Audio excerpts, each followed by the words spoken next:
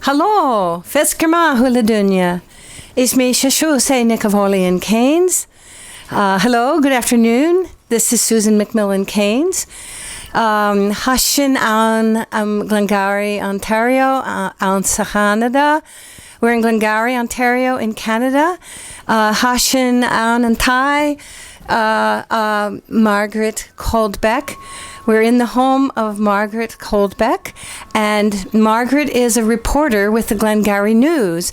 She's been reporting on this Scottish community for quite some time. So we're going to learn about Scottish culture from the view of a reporter who has been the storyteller for what's happening in this county, which is peculiarly Scottish. And we have also Sheila with us, the German Shepherd, who's really a Czech Shepherd, and she may come and go too. So, Margaret, tell us something about how you came to work at the Glengarry News. Well, I'll tell you that story. It's a friend of yours, Hugh P. McMillan. And well, he's my sixth cousin. Oh, well, even better. And I had met Hugh through David Anderson, and we became immediate great friends. And I'm not sure why. Because he's very interesting. He's very interesting, and I'm interested in history, and I had one of my degrees is in history. And anyway, we just became pretty well inseparable from the beginning, like he is when he first meets somebody, and he so many stories to tell. Anyway, my husband, John Sims, was working at Pratt & Whitney, and aerospace, when it's great, it's great, and when it's not great, it's a horror. And times were bad, and everybody, there was a suicide, and another man had a stroke, another man had a heart attack, and I told John, time to quit the job, which was a pretty difficult decision. He'd only been on the books. He'd been a contractor before for 10 years. But he did it, and suddenly our financial situation changed. So I admitted this to Hugh P. McMillan, and he bought me lunch, or I bought him lunch at the Georgian House in Alexandria, and he walked me into the Glengarry News. And he said to the publisher at the time, J.T. Grossmith, he said, "This is Margaret Caldbec, and you have to hire her because she's a marvelous writer. Marvelous writer." That's you.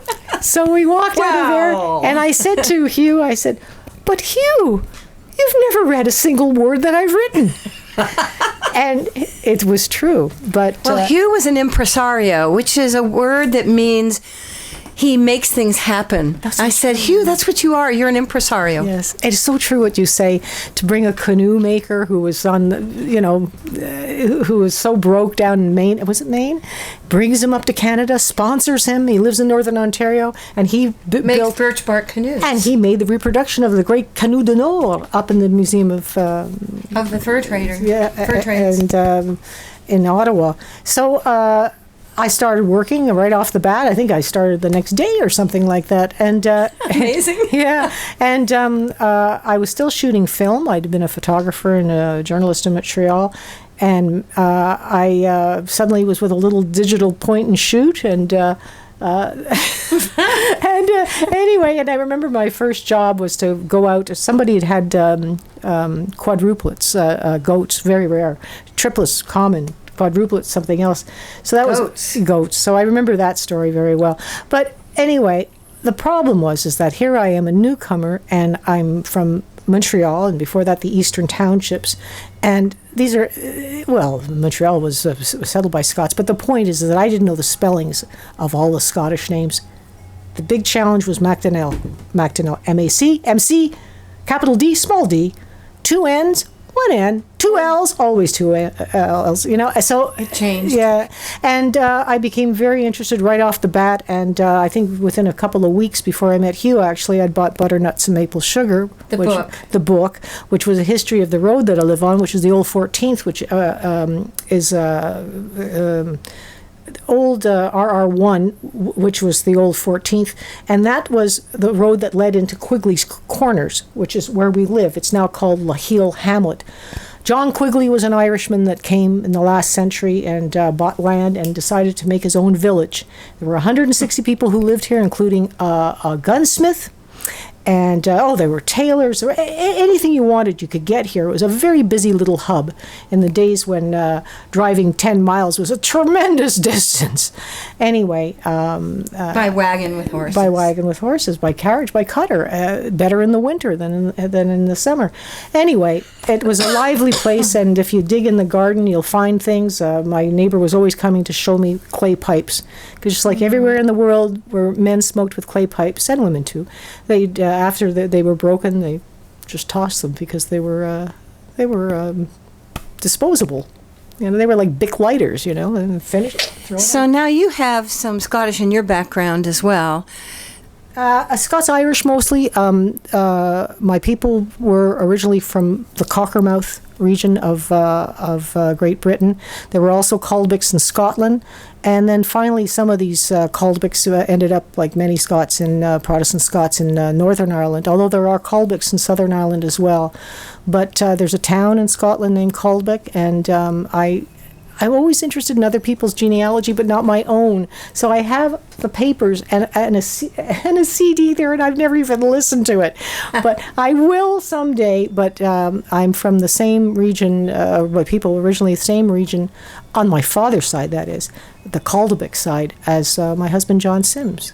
And that was his ancestor, John Clark Sims the first, went to school with Fletcher Christian. Oh, of the Mutiny on the Bounty fame. So that was the period, and then he came over here and made a big deal of himself, became Secretary of the Pennsylvania, really an American story, You immigrate and wonderful things can happen. Oh, actually, I'm wrong about that, John? It was his son. Yes. I'm sorry about that, yeah. So, but even with the Scotch-Irish heritage, you said something about how you really are something of an outsider, mostly because you came from Montreal and your ancestors didn't settle here. That's right. And I remember when I first moved here, my neighbor wasn't driving at the time. He did help me a lot with some of the basic, I wouldn't call them renovations. It was a totally unrenovated house, this house, but we'll get to that in a minute. And he said, "Would you like to meet a one-armed carpenter?" And I said, "What?" He says, I thought he was a joker, so I thought he was joking. We jump in the truck and we get up to the McGillivrys, and this is, of course, Bill McGillivray and Anne McGillivry's uncle. Anne McGillivry's uncle. And he comes out of his wood shop, and he walks towards us, slammed the door of the truck, and he heard it, and he came out, and he took one look. He knew my friend, my new friend from next door, but he didn't know me, and he looked at me and he says, "Oh, more strangers." And it just struck me, and I've run into that a number of times, people from away, and you're not from here, are you? Yes, that's right. And there's definitely a deep-seated prejudice. It's getting a lot better, of course, but it's in a way it's kind of charming, and it also illustrates how deeply integrated with one another. And yes, it was a very kind of harmonious. Everybody married. Well, Anne McGillivray is McGillivray on both sides, and unrelated. But if you look at her bloodlines, at her family tree, there's nothing else. It goes straight back to Scotland. She's sitting right over there. Yes. Which is why she's pointing in that direction. That's right. But, and you meet many people here, and you're not going to find, many Scots settled, of course, they built Montreal, that Golden Mile. They were all Scots. Anyway, but these are Highlanders. These are Highlanders. The Scots-Gaels. And they married one another, and it's only really in recent times that we have this blending of especially the French Canadian and the Scots. And but I still meet people that are direct descendants on both sides from people who immigrated to Glengarry, and that's a remarkable thing. It really is. And I do want to say, regarding the French, there was always this historic liaison between the Scots and the French, known as the Auld Alliance. And I think it goes back to something to do with Burgundy, or one of the alcoholic beverages of France, that they would give first dibs to the Scots, and that was known as the Auld Alliance. Well, historically, of course, France and Scotland... they both hated the English. They both hated the English. They fought against the English. And they were allies, and that's a complicated history. But and here... I'll tell you another little story. When I first came here, we only had one vehicle, so I was taking the train in every Wednesday because I'd taken in some cats. So they were okay for a couple of days after the weekend, but after that I had to be here. And I used to get a lift with a taxi driver. His name was Richard. They called him Sir Richard. I found out later he used to drive the drunks home from the Atlantic Hotel, the famous Atlantic Hotel in Alexandria. I heard about it in Montreal. The fist fights were notorious. Anyway, and he's finally, the third time he drove me home was in the middle of the winter. He stopped and he says, he was not a talkative man. He says, "You're not from here, are you?" And I said, "No, I'm not." He knew I wasn't. He says, "Can I give you a little advice?" And I said, "Oh, yes." He says, "Well, you're now landed in Glengarry. It's the most gossipy place in Canada, and but you can be anyone you want to be here. So don't worry about that. Just don't break the law." And you know what? Wow. I lived in the Plateau, and anything went on. There was no police presence at all. I have to say here, I'd never seen anything like it. The police here are not too many house robberies and stuff like that because they'll find you. It's very well policed. Oh, wow. Yeah. You can't hide here. No, I think I don't think that's Glengarry. I think that's really the OPP in Ontario. But anyway. No, but I do want to say that when I was a girl, I heard that most of the presidents of the United States came from Ohio. Many, more from Ohio than any other state. And the theory was that Ohio was filled with small communities that were very upstanding, upright, and God-fearing, law-abiding people, and that nobody in a small town could get away with anything. And so these are the people that formed good alliances in order to become political and be elected, but they also were much more upstanding people because they were held accountable by the whole town. And I would suspect that there's an accountability thing in Glengarry as well, and nobody can hide any bad behavior. No. If you're a businessman, you watch your P's and Q's because you won't get repeat business. But that's like, I think that's most places. Yes, most places, but not in big cities, of course. You know, you open the phone book in the old days and get a plumber in a big city. You never knew who was going to come. He might be the most honest man in the world. Or not come. I've called 3 and yes, that's right. So anyway, here that's something I just want to touch on. I don't want to just be bouncing around like a ping pong ball, but when we first came here, we bought at a very low price. I'll tell you the price: $68,000 for 2 acres, with a 1921 house entirely made in wood that was actually sawmilled on the property before tile draining. They had a little sawmill behind here. It's all made from fir. It was not made by a professional house builder. It was made by a father who was making it for his daughter and his new son-in-law. And so it's well built, but it's not beautifully finished or anything. But it had never been renovated because it had been lived in by a number of families, and then finally it became the property of the Glengarry Telephone Exchange. And as such, it didn't belong to the family that lived here. John Joe McCormick, who was he was the linesman, he was everything, and also on the board. And this was a telephone company, and it was actually the last private telephone company in Ontario. It was a cooperative. It was a number of farmers who got together and made it. Anyway, to end the story, this house was never renovated. So when we came here, a completely unrenovated house, and incumbent with some problems. There were a few plumbing problems. I was aware of these things when I bought the house.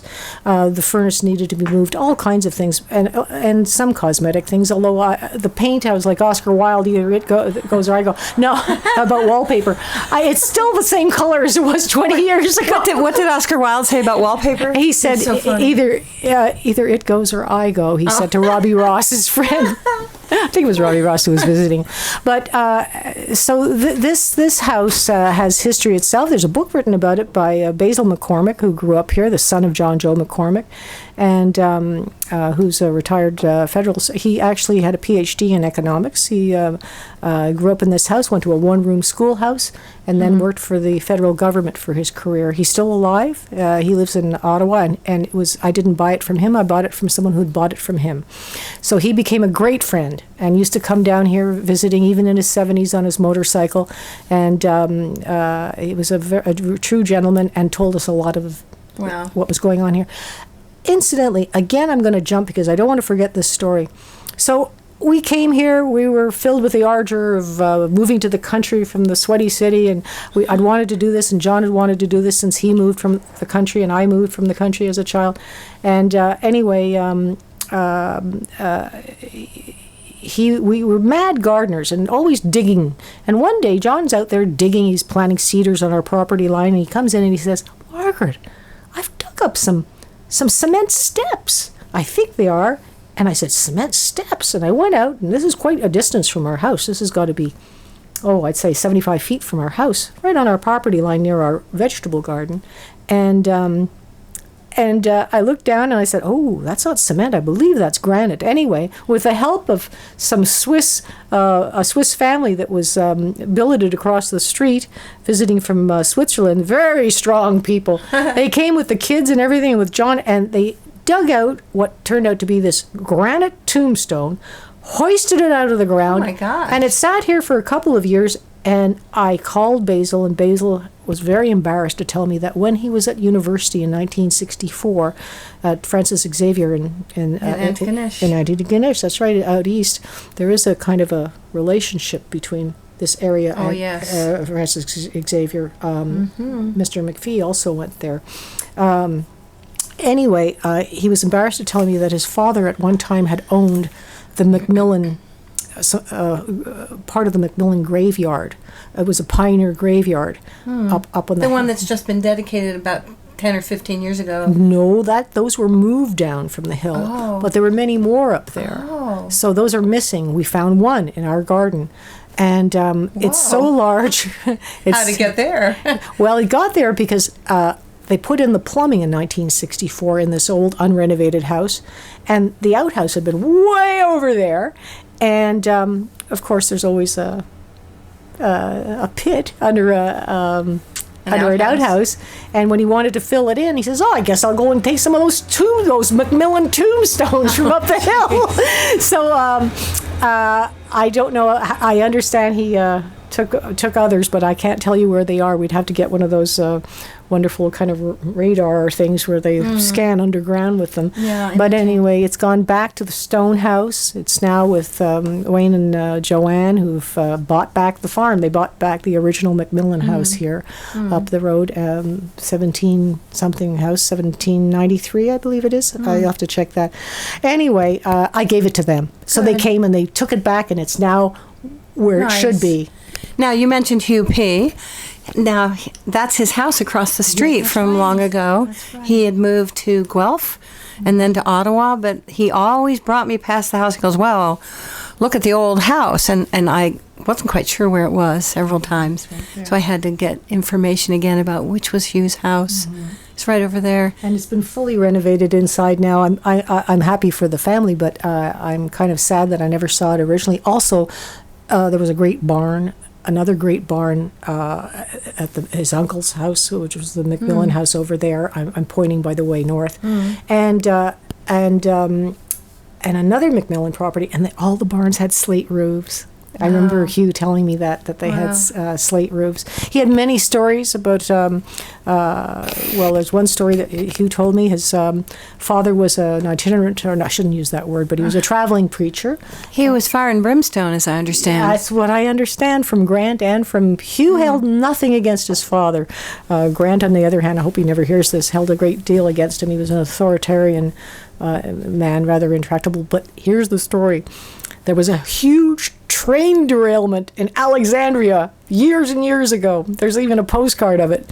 We're going back to the 20s or something. And anyway, Hugh P's father was arriving by train. This was not the same train he was on. And the family was waiting. And there were so many people waiting for that train that he and his uncle parked somewhere else, like around the back of the train station. It was a good thing they did that, because the train jumped the tracks, mowed through the cars, and right into the train station. Oh my gosh. That all had to be repaired. Nobody was injured, but it was quite the scene. Wow. And quite the news story, not just here. In little old Alexandria. And Hugh P. at the age of 8 was not killed. You know, he survived. Wow. Yeah, Wow. yeah. So yesterday we attended the kirking of the tartan at St. Columba's Church at Kirkhill, and the person who spoke brought up 2 more Gaelic values that I had not mentioned in my talk 2 years ago in the same pulpit. And the ones I had mentioned that were the values of the Gael, as distilled down from a survey I did online with people from around here and other places. The values I identified were courage, generosity, hospitality, creativity, and loyalty. And the person yesterday threw in 2 more that we can't avoid, and that's hard work and integrity. That's not to say that everybody has those, but that's what's valued as a collective. And when one does not meet up to those, things can happen. At any rate, I wondered, there's some tractor equipment going down the road. It's haying time. It is, and it's been dry, so it's perfect. So I wonder if you could maybe reflect on some of the stories that you've been documenting, reporting on, that might touch on any of these Gaelic values. Well, you touch on something that I think is the most impressive thing about the people here. Yes, in Brome County, where my parents had a farm, they were such fine people. All those same values as well. These weren't Scots. These were mostly Loyalists and post-Loyalists, American people. Yeah, the United Empire Loyalists that came up after the Revolution. Yes, some of those, but also later migrations from south of the border, and other people who the lands opened up in the eastern townships. But still today, those same attributes that they came here. By the way, they were given a broadaxe. They were given a cow. They were given very few implements, and yet they had to clear a certain amount of acreage, or they would actually lose their land. These are lands that were Crown grant lands granted to United Empire Loyalists, also people who had fought in the war on the British side for the War of Independence, and. I still see some of those values here. I see it even in even gardening associations. You know, I mean that. But give an example. Well, Dan and I recently went to the Williamstown Green Thumb Horticultural Society flower show and Victorian tea, and. You know, Ontario has wonderful gardening clubs, societies across but here there's always this Scottish element to it, right? There's always this, you know, there'll always be a bit of tartan and serious. It's not just a fetish for them, you know. It's a point of pride. And anyway, when I see people gather into an organization, those are women. They're strong women. But they're very nice women. They're very well organized, and you could say that about. They're strong. They have opinions. They express them. Oh yes, they do, and it's a, what's the word I'm trying to come up with? Well, it's just they state their opinions. Mm-hmm. It's not beating around the bush. Mm-hmm. I find that people speak right across. Generally, you know, there's not much. Politic or anything. If you meet somebody and they like you and they like the cut of your jib, you're friends for life. I do believe that. I've met people here right from the get-go reporting that I made a connection with, right? And they always have those values. They're hard workers. I think I'll mention one lady, and I've written about her quite a bit. Bev Runyons, married to George Runyons, who was an electrician outside of Williamstown. She was the secretary of the Williamstown Fair for many, many years. And big responsibility. A huge responsibility, and she had never done that before. She was a school secretary for years, and before that, she married George in her early 20s, and they farmed together. And what a pair they were! But you could say that again about farm folk anywhere. However, Glengarry farm folk are just it's hard to put your finger on it. They're a bit different. They're a little bit different, and the ties that bind. Yesterday at the Kirkin of the Tartan, Mackey Robertson's he was a special guest speaker there. We stand on hallowed ground. What did he mean by that? He meant our ancestors, not my ancestors, but their ancestors, and how hard they had to work. I know that. My father used to say immigration is the most difficult thing in the world. There's nothing that beats it for difficulty.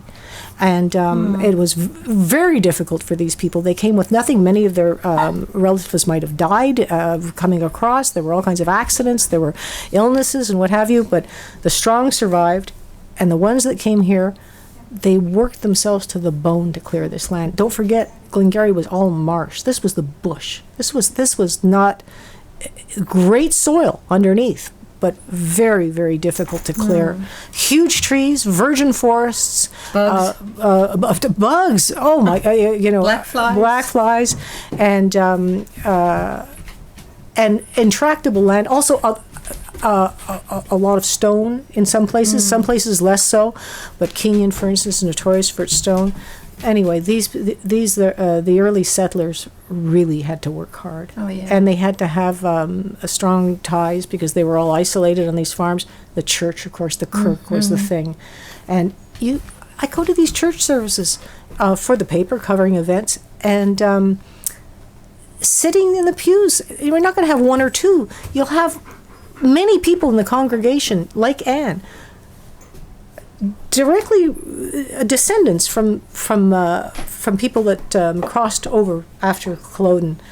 An amazing thing. Yes, what was the word that you used?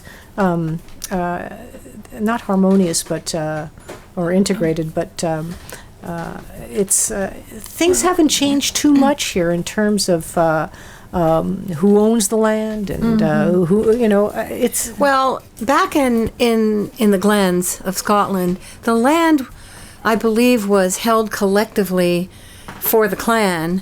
The chief was selected as the person who was sort of the wisest, the one that could raise an army if he had to, the one that would mediate disputes, the one who was the most worthy, and he was chosen. And it wasn't, back in the mists of time, it wasn't a position that was passed down from father to son. It has become that somewhat now, at least in my clan. But in those days, in the early mists of time, and it was that the chief was the one that spoke for the people and for the land, and the land was held collectively by the people. Now, the land, each person owns their own. The clan system died after Culloden, and that's why my ancestor brought 3 shiploads over across the river, the Ottawa River, to Grenville. Some of them came over here because it was close to winter and there was nobody over there, and they knew the others were here first. So they came over just to spend the winter with them, and then some of them never went back. But my ancestor paid for those land grant applications, so when the people didn't come back, all that land reverted to him. But at the same time, people came from here. They crossed the Ottawa River to go see him to settle disputes. And they had to get in a boat and cross the Long Sault Rapids, which were not easy to cross. This is St. Mungo's Church, I believe. No. No? No, St. Mungo's... Well, yes, that's on the other side of the Ottawa River, but he was in Grenville. Archibald of Merlagan was in Grenville, just across from the bridge. But there was no bridge there before. Oh my gosh, that... So they took a boat. And I have a letter where my great-grandfather tells of crossing the Long Sault to rescue the father of the bride at a wedding, and and he drowned. And my great grandfather and his brother were in a brand new birch bark canoe that they had either had made or made themselves.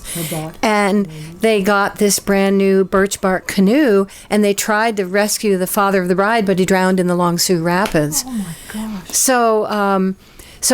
So the loyalty to the chief was so strong that they would cross the Long Sault just to have Merlagan settle a dispute. I think that's continued straight through from the days of Bethune and Salem Church and Bishop MacDonnell, of course, at St. Raffles. And even yesterday at the Kirkin of the Tartan, Mackey Robertson from Baynesville is a lay preacher. He's a United Church lay preacher. But here's another very interesting thing about Glengarry. Many ecumenical events occur here. He was there as it's not the first time. 2 years ago, he was the special guest speaker again at the Kirkin of the Tartan. He's a man who's looked up to. He really is. He's a fine man, hardworking man. He's involved in, I've forgotten the name of it, it's when farmers give 1/10, a tithe, of grain to developing countries. And he heads that up. And his wife, Susan, heads up Opportunity Knox, a thrift store that supports their church in South Glengarry.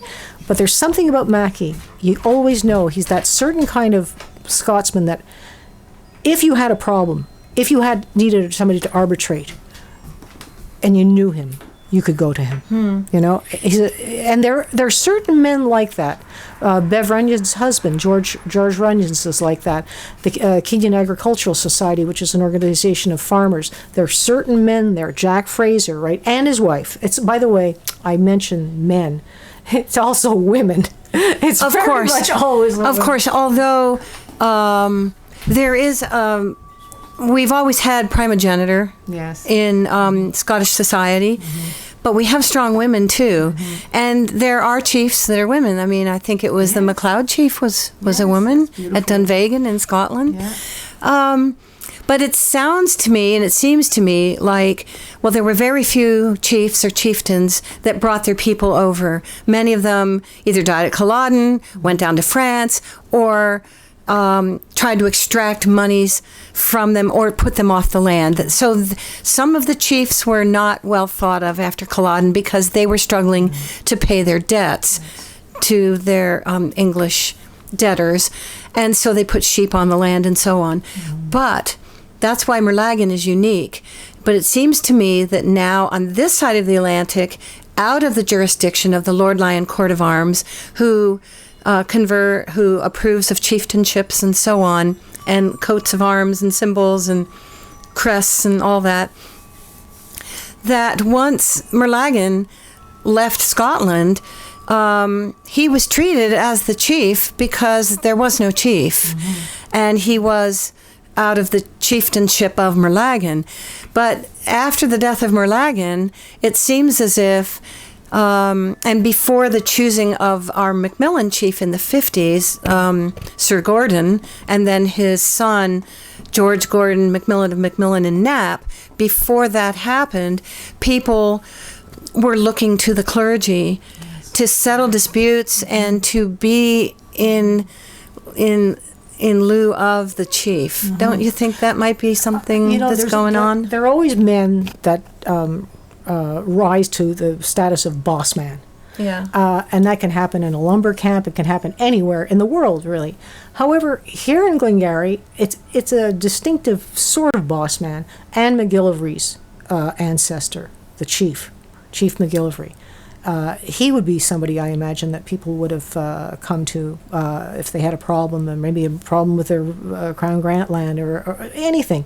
And I think probably you've spoken to Anne about who he was, but he was granted lands, and he was also in charge of, if you can imagine this, the King's Highway. Oh yeah. And keeping that clear and keeping that open and making sure that it was, and that's that's the road down to the States. That's it. to the Seaway. Yeah.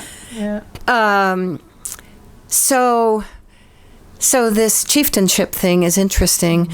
I have observed that every chief I've ever known in modern times of any clan is something of a servant leader. So there are leaders that are sort of dictatorial, there are leaders that are autocratic, but servant leaders confer with the people at the same time as the people conferring with the chiefs. And there's some of that going on here, too. Yeah, the other thing, too, you mentioned chiefs. We've had a number of chiefs because we have this marvelous Glengarry Highland Games, one of the largest games in the world, actually, and certainly the largest in North America. But those Highland Games, I've just lost it. That's right. Yeah. We'll edit that out. So the Highland Games, we have had our chief here, the Macmillan chief. This is what I was getting at. And it's really great when they come because a big to-do goes on and we all march in the clan parade and the chief too. Our chiefs wear, all the chiefs, they meet at least annually in Scotland, and every one of them wears 3 eagle feathers. And I asked George, our chief, if he had to carry special paperwork, to carry these feathers because Indigenous people are the only ones allowed in North America to have eagle feathers. And, well, he inherited them. Nobody ever questioned. Here's a chief coming from Scotland. Nobody questioned him owning 3 eagle feathers, which means that if I were in Scotland, I would be considered Indigenous. But here I'm just an old white lady. Yes. But it's interesting to think that we would be Indigenous over there. And it's interesting to meet these clan leaders too. We met one again right next to Anne's. He was the Canadian clan representative, a MacLeod, but from Scotland. He lives in BC. And when the McLennan chief was here, a young chief, a wonderful man and a wonderful photographer, what's so extraordinary is that inevitably they're related to people who immigrated. Oh, yeah. So you can take them to grave. Their relatives are here. Their relatives are here. And a very touching thing happened when I was on Facebook with my Scottish friends, because I am following British politics very closely. Nicola Sturgeon's rise to fame. The Scottish National Party, the status of Gaelic in Scotland, all of that is of great interest to me. And when I said to one fellow, that's one of the thousands that I connect to in the Scottish National Party, I said, that I was the descendant and blah, blah, blah, and what our history was. And he said with this massive brushstroke, he said, and we never forgot you. Oh, it was so touching. Oh, that's absolutely wonderful. Yeah. I won't forget that. Yeah. We never forgot you. I have a sense of that when they come, and I'm often surprised at how much they know as well. Yeah. This is true. I think that's one of the most wonderful things about the Highland Games is that clan tent. Every single year, a different clan. And anyone can go and sit there, listen to the history. Well, it's a barn, actually. It's two barns. Right. It feels like a tent, though. Yeah. But that's true. But some meaningful and interesting things happen when. I wanted to mention something that I don't know if your it's not your readership, but your viewers know this.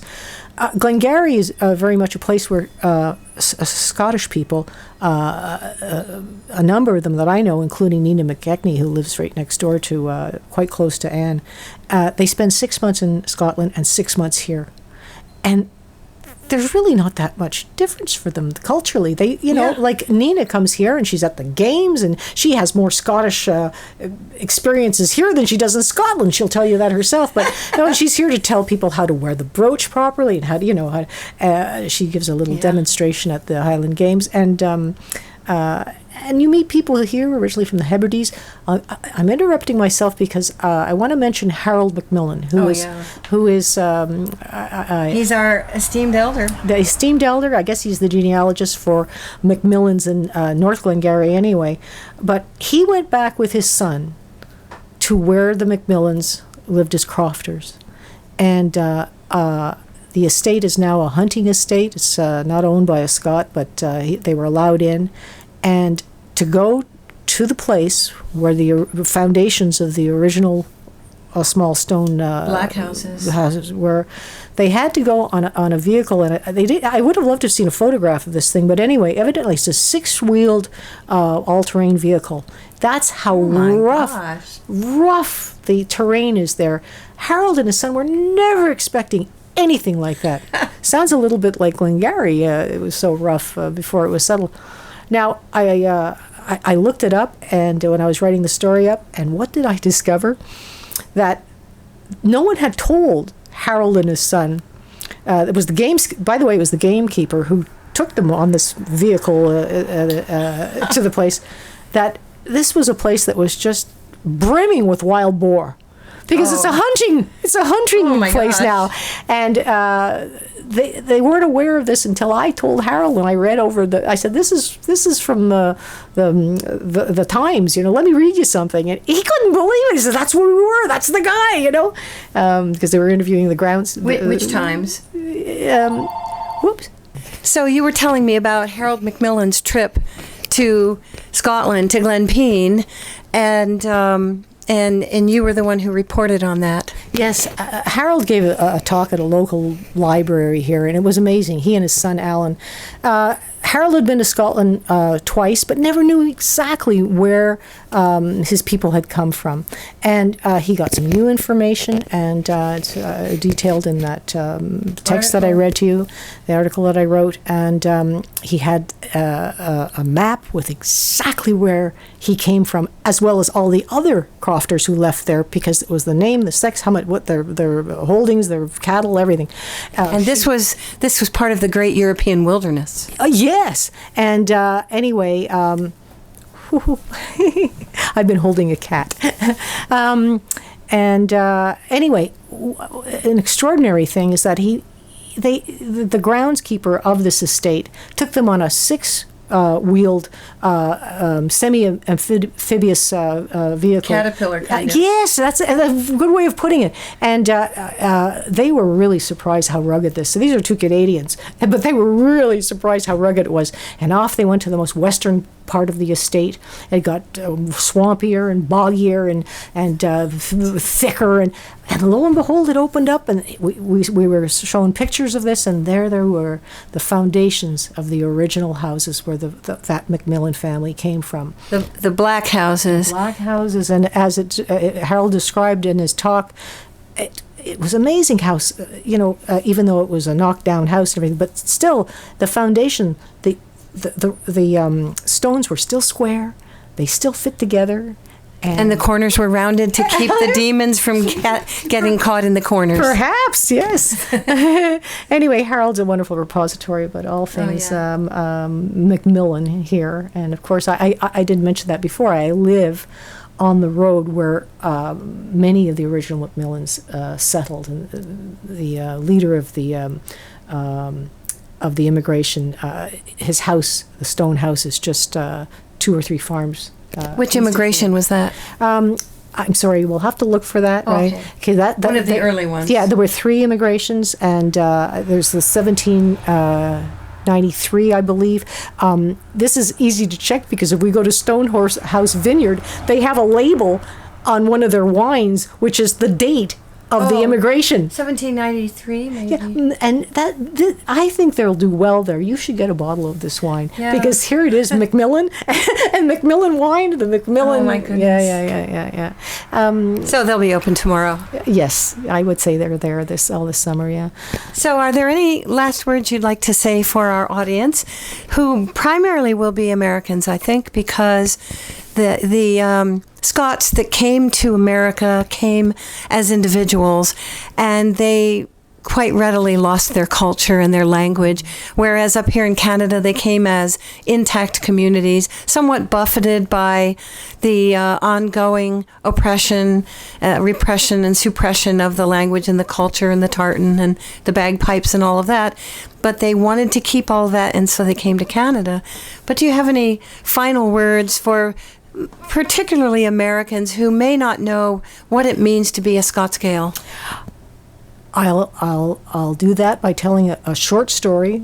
When I first moved here onto this road, there was a gentleman named McGillis, and he lived just up the road. He was one of the last Gaelic speakers here. And that's one thing that I think maybe some of your viewers are unaware of, is that we've been talking about these Scots. They spoke no English, many of them. Some of them did, especially the ones that were in British regiments.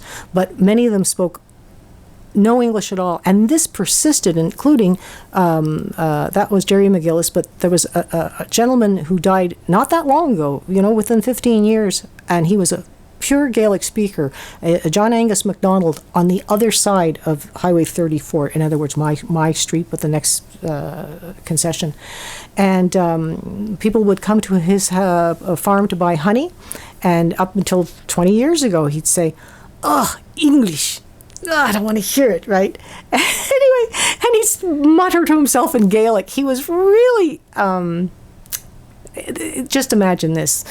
We're 2019, and within the last quarter decade, we had a man who insisted on, he was a character, but he spoke fluent Gaelic, had spoken at home, had been raised in it, right?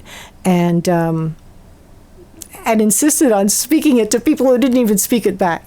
Anyway. There's a few people around here who know the Gaelic, but they've had to learn it as adults. Yes. And they've been in my class with the Atlantic Gaelic Academy.